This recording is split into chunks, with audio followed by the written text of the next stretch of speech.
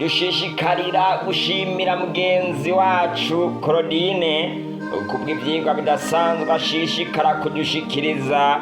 None mugenzi, ndaguhaye ikaze mu cigwa cacu c'ubutumwa bwiza c'uno musi. Tumaze guhera ku musi wa mbere, none uno musi tugeze ku musi w'umunani.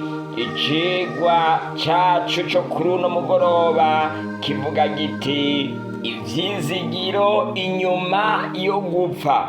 Ivyizigiro inyuma yo gupfa. Dusenge. Uhoraho Mwami ushobora byose, utegeka bikaba, wavuga bigakomera, izina ryawe nirihabwa icubahiro. Mwami urakoze ku bw'ano mahirwe uduhaye. Mwami ndasengeye buri wese agiye gukurikirana kino cigwa, Mwami ushishikare kutubera ivyizigiro bishasha, mw'izina ry'umwami wacu Yesu Kristo.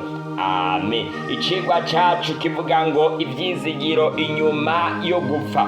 Bibiliya irafise vyinshi ihishura biba iyo umuntu amaze gupfa. Ijambo ry'Imana ritubwira iki mu by'ukuri? Benshi bazotunganywa bezwe bavugutigwe, ariko abanyakibi bazoshishikara gukora ikibi, kandi nta n'umwe mu banyakibi azobitahura, ariko abagize ubwenge bazobitahura. Daniyeli igice ca 12 ku murongo wa 10.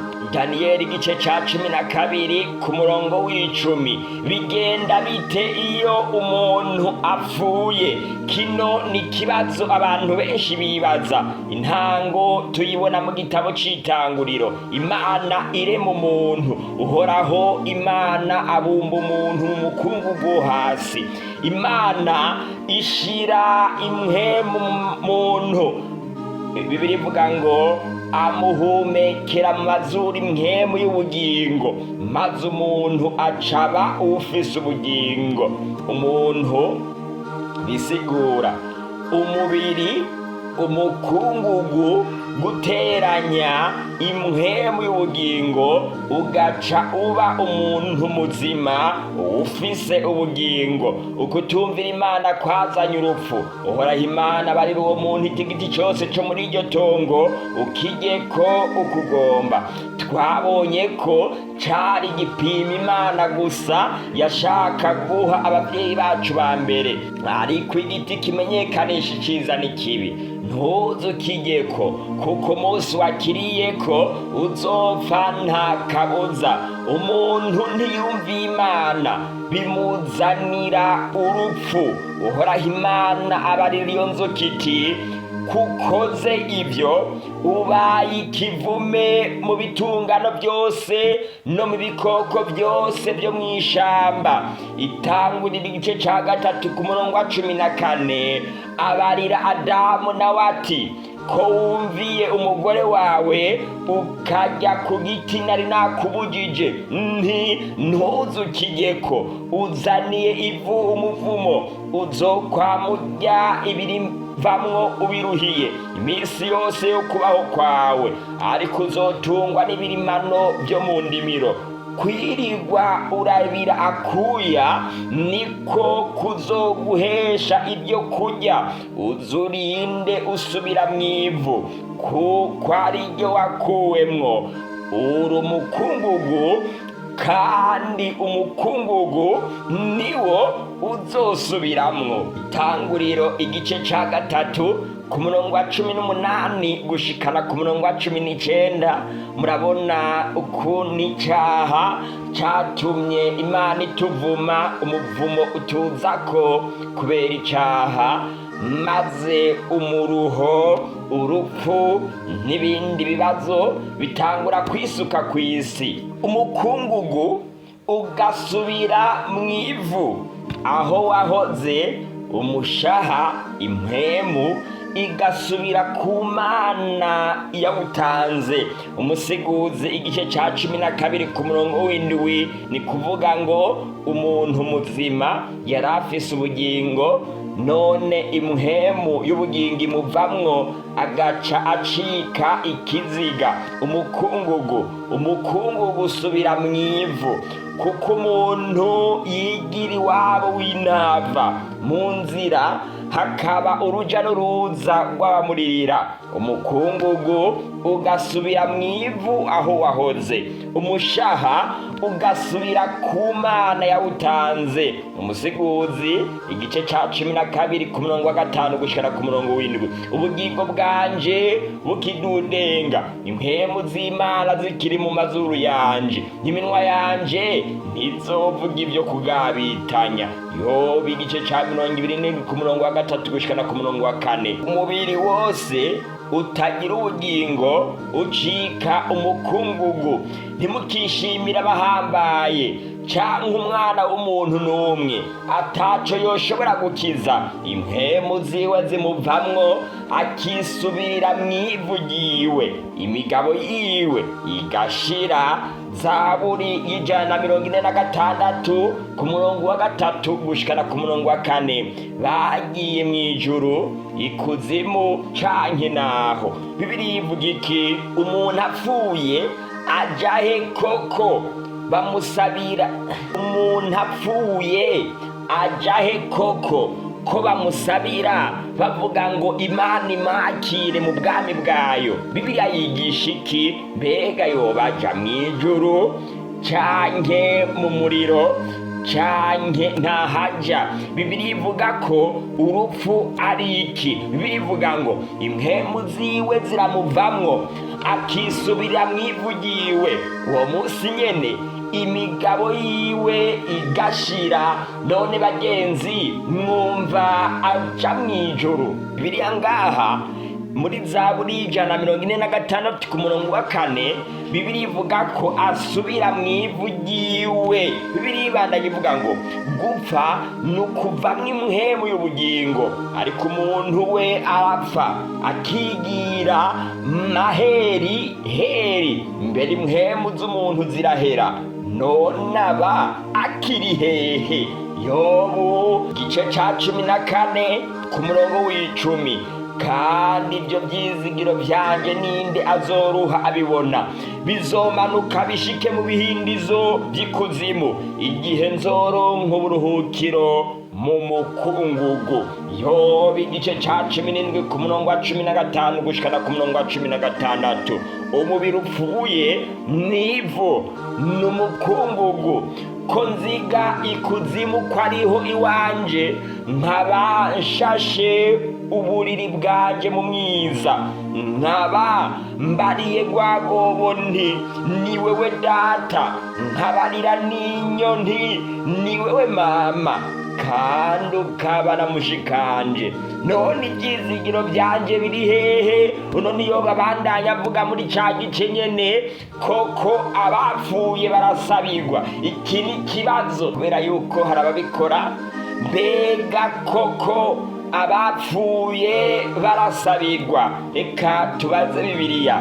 Kandi nibababwira ngo nimubaze abahamagara imizimu, mubaze n'abamenyi bajwingira bongorera, mbega ikibereye abantu ntibari bakwiye kubaza Imana yabo? Mbega ivy'abariho vyobazwa abapfuye? Yesaya igice 8 ku murongo wa 19. Erega bariho bobo baba bazi ko bazopfa, ariko abapfuye ntaco baba bakizi, kandi nta mpera baba bakibona, kuko kwibuka kwabo kuba kwaramaze kwibagirana. Urukundo rwabo n'urwanko rwabo mbere n'ishari ryabo byose biba byaraheze, kandi ntibaba bagifise umugabane ku kintu na kimwe gikorerwa munsi y'izuba. Bagenzi, none umusiguzi igice c'9 ku murongo wa 5 gushikana ku murongo wa 6 abitubwira neza. Abapfuye ntibasabwa kandi ntibasabirwa, abapfuye ntibahimbaza Uhoraho, oya, canke abamanuka baja ahantu haceceke. Ariko tweho tuzohora dushemagiza Uhoraho uhereye none ugashitsa ibihe byose. Zaburi 115 ku murongo wa 17 gushikana ku murongo wa 18. Umuntu wese agihari ashobora guhimbaza Uhoraho, ashobora kwihana ibyaha byiwe, ashobora kwisabira canke agasabirwa agihari. Ariko abapfuye ntibashobora guhimbaza Uhoraho. Oya namba, abapfuye ntibasabwa kandi ntibasabirwa. Uhoraho garuka utabara umutima wanje, unkize kubw'imbabazi zawe, kuko utazokwibukirwa mu rupfu. Ninde azogushimira ikuzimu? Mugenzi, ugifise amagara akomeye, ugifise umwanya wo gukorera Imana, ni byiza yuko wiyegurira Yesu Kristo, ugasaba Imana ikigongwe, ukayisaba ibyo wifuza byose ugihari, kubera yuko niwamara gupfa canke mu gihe uzoba uriko urapfa, nta mahigwe yandi uzoba ugifise yo kubikora. Zaburi 6 ku murongo wa 4 hamwe n'uwa 5. Abapfuye ntibahimbaza Uhoraho, kandi n'ababanuka baja muri rwagobo ntibahimbaza Uhoraho. Ariko ibyo abapfuye yuko bazugwa, ntaho murasoba mu gitabo ca Mose hamwe havuga iby'igisaka c'amahwa, ingene Imana yamubwiye iti, ni njyewe Mana ya Aburahamu, Imana ya Isaka, Imana ya Yakobo, Imana noneho ngo si y'abapfuye ariko ni y'abariho. Mariko igice ca 12 ku murongo wa 26 gushikana ku murongo wa 27. Mbega uzokwemera, mbega uzokwereka abapfuye ibitangaza? Abahwereye bazozuka bagushime. Mbega imbabazi zawe zizovugirwa mu mva, canke kuri umwizigirwa bizovugirwa mu mahonero? Oya, ntibikunda. Ibitangaza byawe bizomenyekanira mu mwiza, canke ukugororoka kwawe kuzomenyekanira mu gihugu c'abibagiranye. Yewe Zaburi ya 88 ku murongo wa 10 gushikana ku murongo wa 12. None bagenzi, mwumva twosabira abapfuye ngo bimara iki? Dukurikije amajambo tumaze gusoma muri Bibiliya, mbega wewe uriko urakurikirana icigwa c'uno munsi, wumva wosabira abapfuye ngo bimara iki? Uwapfuye yoba aba yitavye Imana. Hari abantu bakoresha ijambo rivuga ngo naka yitavye Imana, naka yitavye Imana. None Bibiliya ivuga yuko uwapfuye aba yitavye Imana. Reka tubaze Bibiliya. Bibiliya ivuga ko gupfa ari gusinzira. Hakoreshwa ijambo ngo itiro ry'urupfu, niko umuntu aryama ntasubire kubyuka gushitsa aho ijuru rizoba ritakiriho. Ntibazokwigira bikangura canke ngo bavyutswe bave mu itiro ryabo. Abapfuye bazomera gute igihe Yesu Kristo azogaruka? Kandi benshi bo bazoba basinziriye mw'ivu hasi, bazokwikangura. Mugenzi, igihe Yesu Kristo azoza, abapfuye bose bazoba bagisinziriye mw'ivu hasi. Ariko bamwe Bibiliya ivuga ngo bazokwikangura. Bamwe bikangurira ubugingo budashira, abandi bikangurira ubumaramare n'ibiteterwa bitazoshira. Mugenzi, nico gituma icigwa cacu kitubwira ngo inyuma y'urupfu, iyo umuntu apfuye arasinzira, ibyiwe byose bikibagiranwa, agahinduka umukungugu. Ariko Daniyeli igice ca 12 ku murongo wa 2 hatwereka yuko hazokongera kubaho igihe aho muri wa mukungugu hongera kugarukana ubundi bugingo, abantu bose bapfuye bakongera kwikangura, kandi bamwe bakikangura ubugingo budashira, abandi bakikangura ubumaramare no gucirirwa kwiteka. Abapfuye ntaco bazi, bose barindiye izuka, bazokongera kubaho ku munsi w'izuka. Nimba wizera ko uwawe wamusomeshereza imisa ngo agende mw'ijuru, none kuki ugaruka kumva? Nihari ngo akumvirize, agushimire canke akugayire, kandi ari mw'ijuru, kubera ko utogenda kumurondera mw'ijuru, canke ngo wizigire umusengere muhira, ukaba uzi neza yuko wapfuye ubyizeye ko uwawe yoba yaragiye mw'ijuru, kubera ko ugenda kumva kuririrayo? Kubera iki wohurira apfuye kandi abagiye mw'ijuru? Mwivyibaze namwe. Abasinziriye kera bose baracarindiriye izuka. Ino nimva y'umwami Dawidi imaze igihe kirekire ariko iracahari hano ku isi. Bibiri ivuga ngo, bagabo bene data, si ngomba kubabarira mbyeruye ibya sogokuruza Dawidi yuko yapfuye kandi agahambwa, nimva yiwe iri ngaha ino muri twebwe na bugingo n'ubu. Ibyakozwe n'intumwa igice ca 2 ku murongo wa 29. Bagenzi, murabona naho Dawidi yarasanzwe ari umugororotsi, yarapfuye kandi imva yiwe iracahari na bugingo n'ubu. Vyitegereze unyishure ewe Uhoraho Mana yanje, kubitisha akagohe amaso yanje, noye gusinzira itiro ry'urupfu.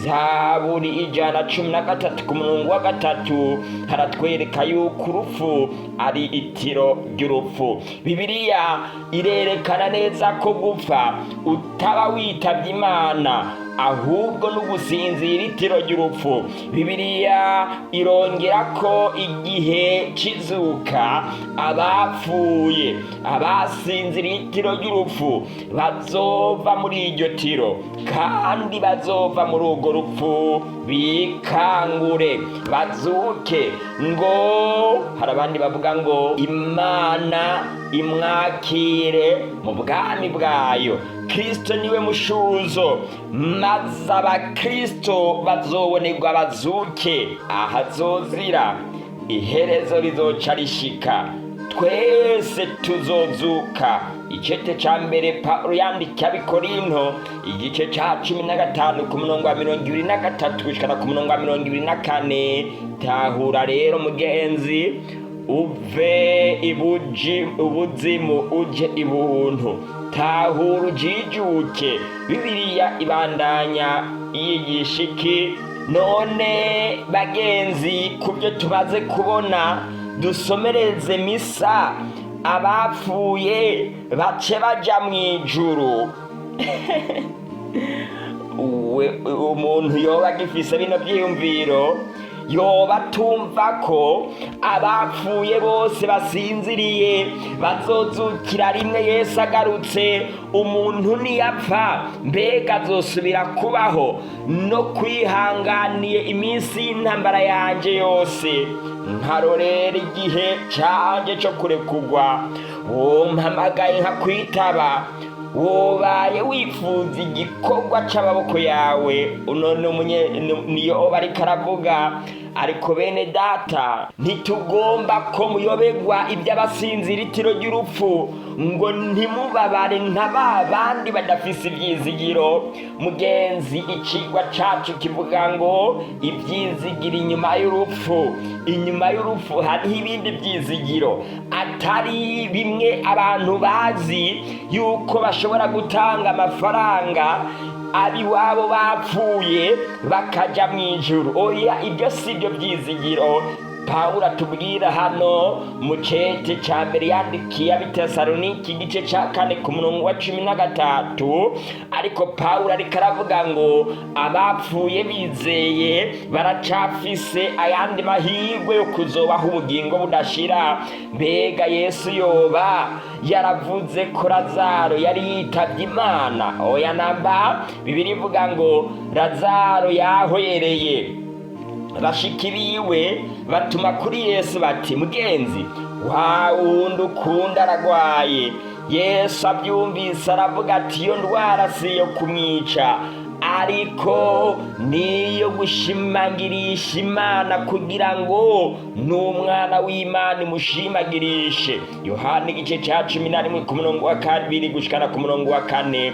Amaze kuvuga ivyo aramubwira ati, Lazaro umukunzi wacu arasinziriye, nanjye ndagiye kumukangura. Mugenzi, Yesu ntiyigeze avuga yuko Lazaro yitavye Imana, ariko yavuze ko Lazaro yasinziriye kandi kuzuka Yesu yabyise ngo arasinziriye. Yohana igice ca 11 ku murongo wa 11.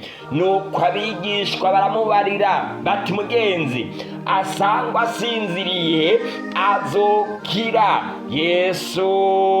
Yamara Yesu yavuga urupfu rwiwe, ariko bo bagira ngo avuga kuruhuka ko gusinzira. Buno Yesu avuga bifoboye ati, Lazaro yahwereye, yapfuye. Yohana igice ca 11 ku murongo wa 12 gushikana ku murongo wa 14.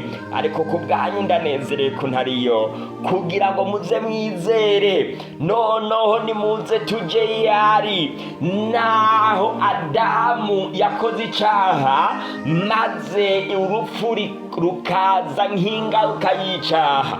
Yesu nawe yaraje kugira ngo noneho urupfu ntiruhinduke ikintu kibi, ariko igihe twitegereza mu rupfu, igihe tubona abacu bapfuye, tuboneyo ivyizigiro. Yesu ashitse kumuhana, Marita abwira Yesu ati, mugenzi iyo uba wari hano musazanje ntaba yahwereye. Yesu aramubwira ati, musazawe azozuka. Turi cyari muri cya gice nyene ca Yohana igice ca 11. Marita abarira Yesu ngo, ndazi kwazozuka mwizuka ryo ku munsi w'iherezo. Mugenzi reba, Marita yarasanzwe abizi yuko abapfuye bose baza kuguma mumva bakarindira izuka rizoba ku munsi w'iherezo. Marita bino yarabitahura, sinzi igituma wowe utabitahura, ariko Bibiliya yigisha yuko hazobaho umuzuko ku munsi w'iherezo. Kandi ngaha murabona yuko na Marita yarasanzwe abizi neza yuko hariho umuzuko ku munsi w'iherezo. Reka turabe bamaze gushika mumva. Bibiliya ivuga ngo, mugenzi erega ubu aramaze kunuka, kuko amaze imisi 4. Reba nawe, bano bagabo bari basanzwe babizi neza yuko umuntu yapfuye anuka, akabora, akaribwa na runyo gushitsa ahindutse ivu. Bari basanzwe babizi neza. Yohana igice ca 11 ku murongo wa 29 niho tugeze. Yesu avuga ngo, ni jewe kuzuka n'ubugingo, uwunyizeye niyo yoba yarapfuye azokongera kubaho. Naho woba warapfuye wizeye Yesu Kristo, ntago Yesu Kristo avuga ngo uwunyizeye azoca aja mw'ijuru apfuye. Yesu avuga ngo uwunyizeye naho yoba yapfuye, hariho igihe Yesu akoresha kazoza ngo azokongera kubaho. Yesu niwe kuzuka n'ubugingo, amaze kuvuga ivyo asemerera n'ijwi rirenga ati, Lazaro ngwino, sohoka. Uwari yapfuye arasohoka, azingiriwe k'impuzu ku maguru no ku maboko, n'igitambara gipfutse mu maso hiwe. Hari haheze iminsi 4. Tugeze ku murongo wa 43 n'uwa 44. Azohamagara abapfuye, niko birimbarira, abasinziriye itiro ry'urupfu bazuke. None Lazaro yoba yazutse avuye mw'ijuru? Yesu yoba yaramugiriye nabi? Kuvana wari wamaze kwigira mw'ijuru, wamaze gushikayo, hama Yesu nawe agiye kuguhamagara agukuye. Yesu yoba ari umuntu agira nabi? Murabona ukuntu abantu bizera yuko uwo pfuye aba agiye mw'ijuru, baba bariko barita mu kaga gakomeye. Satani aba ariko arabatuma baba abantu babeshera Imana, bakabesha yuko Yesu ari umuntu mubi ku rugero rungana gutyo, kugeza naho umuntu yokwigira mw'ijuru, hama Yesu akagenda kumuhamagara ngo amukure mw'ijuru amugarukane muri ino si y'ibibazo. Ewe Yesu abantu benshi biyumvira yuko basenga, baramaze kumugira umugizi wa nabi, akura abantu mw'ijuru akabagarukana muri buno buzima bw'umuruho n'umubabaro uteye ubwoba cyane. Hari ico Bibiliya yoba yaravuze yuko Lazaro yavuye mw'ijuru, Yesu yari kuba amugiriye nabi amukuye mw'ijuru. Bibiliya ivuga ngo bose bazozuka Yesu agarutse, kuko umwami wacu ubwiwe azoza amanutse avuye mw'ijuru, arangura ijwi rirenga hamwe n'akamo k'umumarayika mukuru n'inzamba y'Imana, maze abapfuye muri Kristo ntibazobanza kuzuka. Icete ca mbere Pawulo yandikiye Abitesalonike igice ca 4 ku murongo wa 15. Mugenzi, abapfuye bari muri Kristo Yesu niyo bazobanza kuzuka. Noneho ntago tusubira gutinya urupfu, canke twiyumvire yuko nitwapfa tuzoca tugenda mw'ijuru. Igikwiye kuduhangayikisha, mbega hamwe n'opfu no munsi nzoba mpfiriye muri Kristo Yesu kugira ngo nzozuke mu muzuko wa mbere. Ndababarira akabanga, ntituzosinzira twese, ariko twese tuzohindurwa mu kanya gato, mu kanya nk'ako gukubita ingohe, aho inzamba y'ihereza izovuga. Kuko inzamba izovuga, abapfuye bakazugwa batagishobora kubora, natwe tuzohindurwa. Kuko uyu mubiri ubora ukwiye kuzokwambara ukutabora, kandi uyu mubiri upfa ukwiye kuzokwambara ukudapfa. Mugenzi, ntubone urupfu ruduhangayikishije, ntubone urupfu ari ikintu abantu benshi batinya. Ntubabare kubera yuko abawe bari gupfa. Bibiliya imbarira ngo hazobaho igihe tuzokwitamba urupfu hejuru, tuvuge ngo urupfu rumizwe n'intsinzi. Icete ca mbere Pawulo yandikiye Abikorinto igice ca 5 ku murongo wa 53 gushikana ku murongo wa 54. Ntimutangazwe n'ico, kuko igihe kigiye kuza kandi kirashitse, aho abari mumva bose bazokumva ijwi ryiwe. Yesu Kristo azovuga, abantu bose bamenyanye nawe bakama bamuhanze amaso, bakama bumvira ibyo abategetse byose, bagakora ibyo bamubonana gusa. Babandi bemeye gutandukana n'icaha, babandi twamaze kubona bavugwa mu Vyahishuwe igice ca 14 ku murongo wa 12. Bibiliya ivuga ngo bano bazokumva ijwi ryiwe maze bakazivamwo. Abakoze ibyiza, bano ndiko ndakubwira, bazozukira ubugingo budashira. Ndaza vuba, uno ni Yesu. Nzanye ingero kugira ngo ngerere umuntu wese bikwiranye n'ibyo yakoze. Ivyahishuwe 22 ku murongo wa 12. Mugenzi, mwa kino gihe ntago ari igihe cyo guhangayikishwa n'urupfu, canke ngo twiyumvire yuko inyuma inyuma y'urupfu hariho ayandi mahitamwo, nta yandi. Naho wowe uri umutunzi canke uri umukene, nta wundi muntu afise ububasha bwo gushobora kugusengera wapfuye ngo uje mw'iri purigatori canke uje mw'ijuru nk'uko abantu bamwe bamwe bavyiyumvira. Nta kundi kuremeshanya kuhari inyuma y'umuntu yapfuye, usibye gusa yuko dutegerezwa kumva rino jwi rya Yesu rivuga ngo ehe ndaza vuba, nzanye ingero kugira ngo ngerere umuntu wese bikwiranye n'ivyo yakoze. None barya bagaruka bapfuye bo ni bande? Bibiliya ivuga iki? Canke barya bavuga ko babonye abantu ikuzimu bigenda gute? Mbega Bibiliya ivuga iki? Satani niwe yiganye ivy'Imana kugira abone uko azimiza abatarinze izamu ryabo, babandi bose imitima yabo batayeguriye Yesu Kristo ngo abari wategeka, bakaganzwa no kwikunda. Satani abazanira ivyizigiro by'ikinyoma, uruhendo rwa Satani. Bibiliya ivuga ngo kandi ibyo ntibibatangaza kuko na Satani yigira umumarayika w'umuco. Nuko si kigoye ko abakozi biwe nabo bigira nk'abakozi b'ukugororoka, iherezo ryabo rizohwana n'ibikorwa byabo. Satani biroroshe yuko yokwihindura mw'ishusho ya mama wawe yapfuye. Satani biroroshe yuko ashobora kwihindura mu ishusho y'uwo muvukana yapfuye, canke akihindura mu ishusho y'umubanyi yapfuye.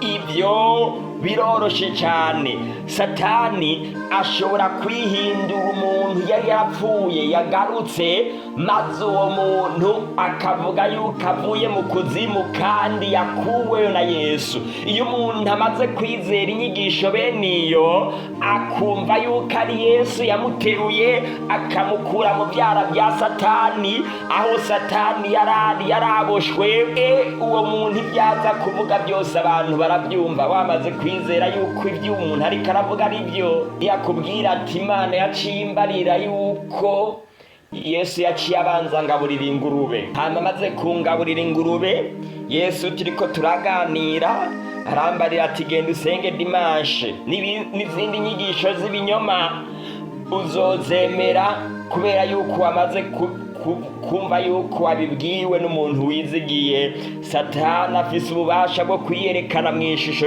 ry'umuntu yapfuye, akakubwira amajambo y'Imana ariko arimwo n'ibinyoma byinshi. Uburorero ni bwinshi. Ashobora Satani kuza mu ishusho ya Bikira Mariya. Satani ashobora kuza mu bantu bo mu muryango, bamwe mu bihebeye Imana bo muri Kiliziya Gatolika hamwe n'abandi babandi twemera kubw'ibikorwa bakoze. Ni muri abo uruhendo rwa Satani. Ca gisato c'amahero kirakorogwa, nico yanzoka ya mbere yitwa mugwanizi. Irindi ni Satani, igikorwa caco nico kuzimiza abari kw'isi bose, gikororerwa kw'isi. Abamarayika baco bakoranwa naco. Bagenzi, Satani yakororewe hano kw'inosi yacu, ari ngaha, nta handi ari ngo yoba boshwe, nta kundi kuzimu guhari. Satani yarapfuye, ari ngaha. Abapfuye bacu nabo bari mu kuzimu, barariwe na runyo, bamwe baraboze bahinduka umukungugu. Mbere wogenda no kuharima, wokwimbura ibiribwa byinshi kubera yuko haba hari ifumbire imeze neza. Bagenzi, uko niko kuri Bibiliya yigisha. Kandi mbona mu kanwa ka ca gisato, no mu kanwa ka ca gikoko, no mu kanwa kwa muvugishwa w'inyomwa havamwo impwemu zitatu zisa n'ibikere, kuko izo ari impwemu z'abadayimoni. Izo mpwemu zikora ibimenyetso. Bagenzi, Bibiliya yerekana yuko hano kw'isi hariho ubushobozi bw'abadayimoni, hari impwemu z'abadayimoni. Muzirinde, wiyubare rero inyigisho zitari zo ku by'abacu bapfuye. Yemwe ngo ukudasoma ko papa yama yatanze amahera yo gusomeshereza imisasokuru kugira azoje mw'ijuru n'impfagusa. Ego n'impfagusa, abigishije ibinyoma ntago ari njyewe. Ukuri buri wese yamaze kukubona. N'igihe cawe co gufata ingingo mu kwizera kwawe. Intumwa z'ibinyoma zaravuze yuko zibaho. Bibiliya ivuga ngo abameze batyo ni intumwa z'ibinyoma, n'abakozi bagunga, bigira intumwa za Kristo atarizo. Icete ca kabiri Pawulo yandikiye Abikorinto igice ca 11 ku murongo w'10 hamwe n'umurongo wa 12 n'umurongo wa 13. Bibiliya ivuga ngo nuko abatunganije uko tungana twiyumvire dutyo, kandi namba hari ico mwiyumvira ukundi Imana izokibahishurira naco. Mugabo rero ukuri dushitsemwo aba ariko tugenderamwo, ushobora kuba warabayeho igihe kirekire uri mwabuno buzimire, nawe uri mwabino Bibiliya itigisha. None umaze kumenya ukuri, Bibiliya iguhamagarira ngo ukuri tugezemwo aba ariko tugenderamwo. Abifilipi igice ca 3 ku murongo wa 15 gushika ku murongo wa 16. Imana igomba ko abantu bose bakizwa bagashika ku kumenya iby'ukuri. Nico gituma uno munsi ndiko ndavuga ndakubwira ubutumwa bwiza kugira ngo umenye iby'ukuri kandi ukizwe. Icete ca mbere Pawulo yandikiye Timoteyo igice ca 2 ku murongo wa 4. Bibiliya ivuga ngo ntimutangazwe n'ico, kuko igihe kiza kuza aho abari mu mva bose bazokumva ijwi ryiwe bakazivamwo. Abakoze ibyiza bakazukira ubugingo, abakoze ibibi bakazukira gucirirwa kw'iteka. Niwibaze mugenzi, mbega uzozukira ubugingo canke uzozukira gucirirwa kw'iteka? Yesu agiye kuza vuba mugenzi. Ivyizigiro bishasha uno munsi ndakubwira nuko Yesu Kristo ariwe kuzuka n'ubugingo budashira. Naho wopfa uno munsi ufise Yesu, ufise ubugingo budashira. N'igihe cawe co kuza kuri Yesu Kristo bigishoboka. Kw'isabato ya 16 dufise umubatizo udasanzwe. Nivyo aho tuzoba turiko turakorera ibikorane, nivyo aho turiko turakorera ibikorane hazoba umubatizo, ariko kandi umubatizo uzobera mu turere twose ishengero ry'Abadiventiste b'umunsi w'indwi rikoreramwo kw'isi yose. Aho uri hose ushobora kwiyandikisha ugashigwa mu rutonde rw'abazobatizwa. Mugenzi, niwiyandikishe kuri izi nimero zikurikira kugira ngo nawe ushobore kugira ivyizigiro. Naho wopfa uno munsi canke ejo upfire muri Yesu, maze nawe uzobane natwe mu muzuko wa mbere, igihe abazoba bariho bazohindurwa, abapfuye nabo bizeye akaba aribo batangura kuzuka. Ni ku nimero zikurikira: akamenyetso ko guteranya 257 261 208 akamenyetso ko guteranya 257 208 669. Mugenzi, niwiyegurire Yesu Kristo, nanje ngiye kukugira isengesho ridasanzwe. Yesu mwami wacu ushobora byose, urakoze ku bwa kino cigwa. Abantu barihebuye, abantu bari kurondera ibindi bintu byobakiza, ariko noneho tubonye yuko abapfa bapfira muri Yesu babikiwe ubugingo budashira. Nico gituma mwami sengeye buri wese amaze gukurikirana kino cigwa ngo umuhe kukwiyegurira, kwemera guhungira muri we, kugira ngo nawe buno bugingo budashira bubwiwe izina ryawe rihabwe icubahiro. Ndasengeye uno mwene data amaze gufata ingingo agira ace yandikisha, mbere ndasengeye n'abamaze kwiyandikisha biteguriye kuvuka ubwa kabiri kw'isabato y'igenekerezo rya 16 mwami ndabasengeye ngo kwizera kwabo ntiguhere, ariko uhereye none n'igihe cyose bazaba batijwe bazokwabe batsinda ibibagerageza, kugira ngo nabo bagire ibyizigiro byo mu iherezo. Mwami ndasengeye abantu bose bagifise imitima ikomantaye batarafata ingingo, mwami nabonye nubahe gufata ingingo, kandi mwami bashishikara gutanga imitwaro ibibazo bafise hamwe n'ubunyantege nke, impamvu batakwakira mwami bose bamurikire dodore ku mitima yabo, kandi bagire neza nabo bashobore guhabwa ibyizigiro byo mu iherezo ryabo, mu izina ry'umwami wacu Yesu Kristo, amen. Mushishikare gutumira abandi. Ikigwa ku munsi w'ejo dufise ikigwa kidasanzwe kizoba kivuga ngo Mariya canke Yesu. Kizoba ari ikigwa gikomeye, muzobe ku mwanya kandi mushishikare no gutumira abandi kugira ngo buno butumwa bwiza budasanzwe dushishikare kubusangirira hamwe. Yesu akugire neza, aguhe umugisha, aguhe kwama umwizeye ibihe byose. Mwakire ijambo ry'Imana.